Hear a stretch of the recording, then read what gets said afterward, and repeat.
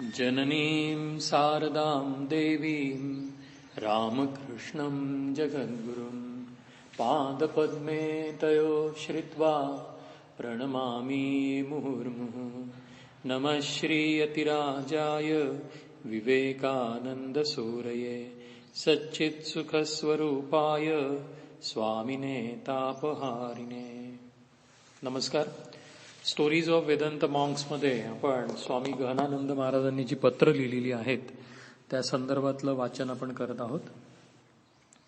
आजच्या या पहिल्या पत्रामध्ये गहनानंद महाराज मंत्र जपाच्या संदर्भात खूप महत्वाची माहिती देत आहेत त्या भक्ताला. ते म्हणतात, लापरवाही के प्रति तुम सचेत हो तो निश्चिंत रहो कि लापरवाही तुमसे होगी नहीं. पोरबंदर में स्वयंसेवकों को क्या करना पड़ता है, कितने लोगों को इस प्रकार से रहने की अनुमति मिलती है. मंत्र का जप यांत्रिक न करो, ऐसा करने पर मन में एक अभिमान होता है. जप तो इस भाव से करना चाहिए जैसे कोई एक माँ अपने खोए हुए बच्चे का नाम लेकर दिन रात रोया करती है. जप करने का उद्देश्य भी यही है, भगवान से, श्री श्री ठाकुर से उस प्रकार का लगाव उत्पन्न होना. वह भी तभी हो पावेगा जब तुम्हारा मन संसार के कूड़ा करकट से हटकर शुद्ध हो जाएगा. फिलहाल अंगुलियों से ही जप करो. जप का उद्देश्य मन को व्यवस्थित करना है. इसलिए जप के हरेक आवृत्ति के हरेक वर्ण के उच्चारण में शरीर, मन, बुद्धि आदि अपनी सत्ता के सारे अंगों का जहां तक संभव हो उपयोग करना चाहिए. जैसे कपड़े को रंगते समय देखा जाता है कि कपड़े का हर भाग रंगा गया या नहीं, इसी प्रकार अपने जप करने के प्रयासों में अपनी पूरी सत्ता को लगा दो कि वह उन्हीं के रंग में रंग जावे. अपनी पूरी सत्ता को लगा दो की वह उन्हीं के रंग में रंग जावे. असं हे मंत्र जप कसा करायचा असतो त्याबद्दल महत्वाच्या सूचना गहनानंद महाराज देत आहेत. पुढच्या पत्रामध्ये पहा ते काय लिहित आहेत. श्री श्री ठाकुर की कृपा तो तुम पर है ही कि एक दिन पहले तुम्हें मालूम हो गया कि दूसरे दिन गुरु पूर्णिमा है. तुमने श्री श्री ठाकुर की परीक्षा ली और वो पास हो गए. लेकिन इसी प्रकार उन पर अपनी निर्भरता को बढ़ाओ. हर काम में उन्हीं पर निर्भय रहो.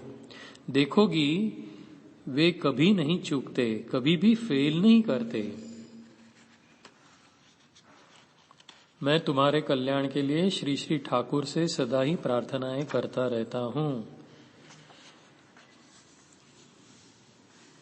पुढचं पत्र आहे 14 ऑगस्ट 2003 ला लिहिलेलं आहे महाराजांनी. ते भक्ताला लिहितात की तुम्हारा 5 मई का पत्र यहाँ 9 मई को पहुंच गया था. पिछले 2-3 महीनों से मैं कभी केरल तो कभी त्रिपुरा के केंद्रों में दीक्षा के काम पर घूमता रहा. इसलिए तुम्हारी चिठ्ठी का जवाब लिखने में देरी हुई. पहा किती उशीर जरी झाला. तर मेचं पत्र या भक्ताचं 5 मेला लिहिलेलं त्यांनी. 14 ऑगस्टला महाराज रिप्लाय देत आहेत, पण त्यांनी रिप्लाय देणं कधी थांबवलं नाही. लक्षात आलं की नाही. आणि ते एक्सप्लेन करतायत की का मला उशीर झाला तुझ्या पत्राला उत्तर देण्यासाठी म्हणून. पुढे महाराज खूप सुंदर लिखता कि तुम्हारे अनुभव बड़े ही सुखद है, लेकिन उन्हें भूल जाओ और आगे बढ़ते रहो. वैसे तुम्हें आगे बढ़ने के लिए करना कुछ भी नहीं है. श्री श्री ठाकुर की, श्री श्री माँ की यही महिमा है कि तुम उनको पसंद हो, तुम उनके लाडले हो. उनकी कृपा से तुम्हें ऐसे अनुभव हो रहे हैं.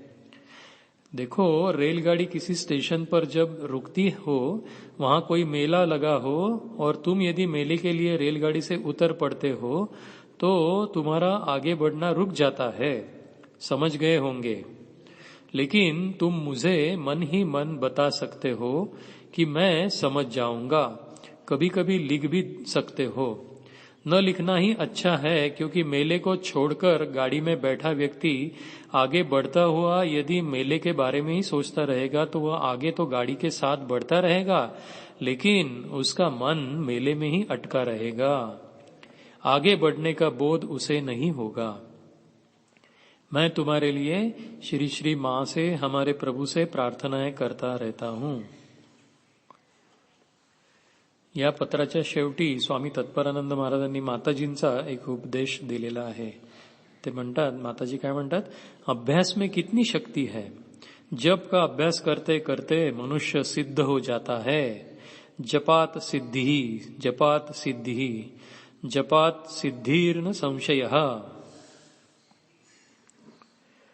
पुढे आणखी एका पत्रामध्ये गहनानंद महाराज लिखतायत कि मल्टीमीडिया पाठ्यक्रम में अब तक भर्ती हो गई हो क्या। मैं श्री श्री ठाकुर, श्री श्री मां तथा स्वामी जी महाराज से प्रार्थनाएं करता रहता हूं कि वे तुम्हारी इच्छाओं को पूरी करे और तुम्हें स्वावलंबी बना दे। भूखे गरीबों को खिलाने की इच्छा का त्याग करो। उस इच्छा को श्री भगवान के दर्शन करने की इच्छा में बदल दो।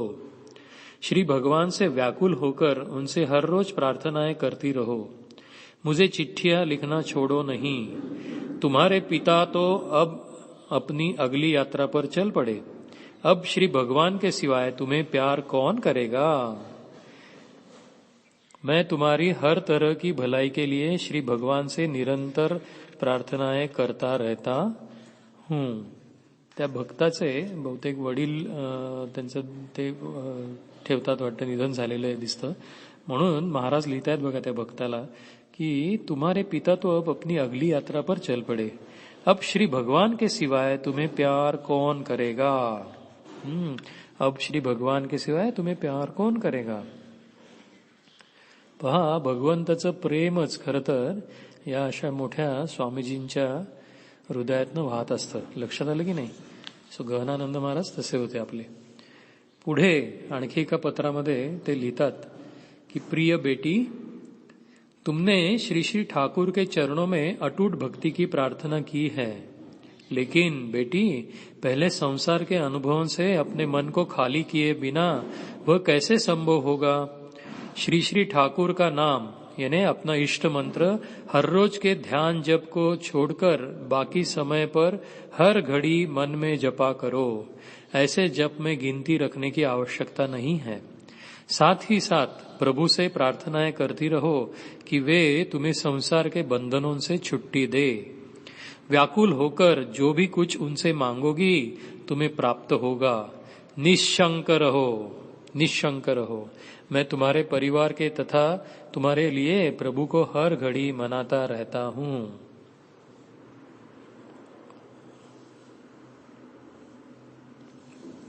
पुढच्या पत्रामध्ये महाराज बघा काय सांगतायत, काही गोष्टी स्पष्ट करून सांगतायत त्या भक्ताला।